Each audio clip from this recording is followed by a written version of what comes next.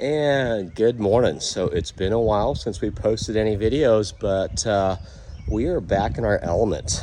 We were vendors at Junk Stock, and if you do not know what we do as a business, we do upcycle furniture and we do custom furniture, but we also do a lot of handyman stuff as well as basically doing custom projects. So today we are at a customer's house that they basically noticed that a lot of their brick mold around their garage door and their windows was rotting away, and they wanted to be preemptive instead of having a problem later.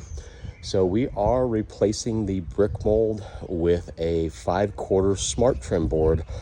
If you're familiar with brick mold, a lot of it is made out of pine, and it typically does not do very well if it isn't caulked correctly and paint applied. So usually it's rotting out within a very short time. It is one of those maintenance items that people should keep track of for a long time. But all right, so here is a tutorial for why it is important to follow the manufacturer's installation instructions on siding.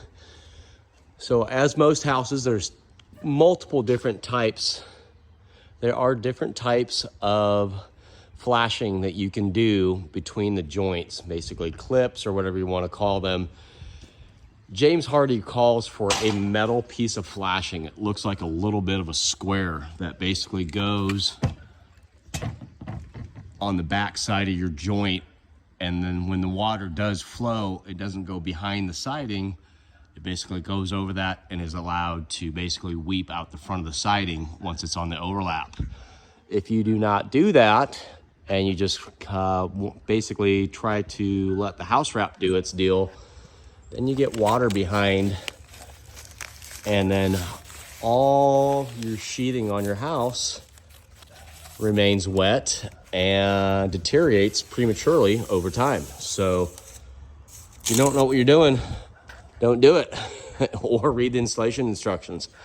So a recommendation of the homeowner is going to be caulking all these joints at this point in time rather than ripping the siding off. You can sometimes slip the sheathing, the little pieces of metal.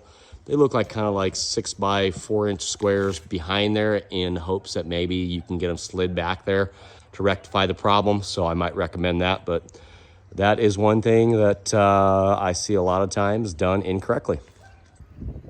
All right, so here is the final product of replacing the brick mold and putting smart trim up instead. So basically got everything all put in, the correct flashing over the top of the trim boards, and that is it, folks. I mean, this is a lot better option than brick mold. Paint will stick better to it, and just a better long-term fix. And I believe it looks better. So that's it.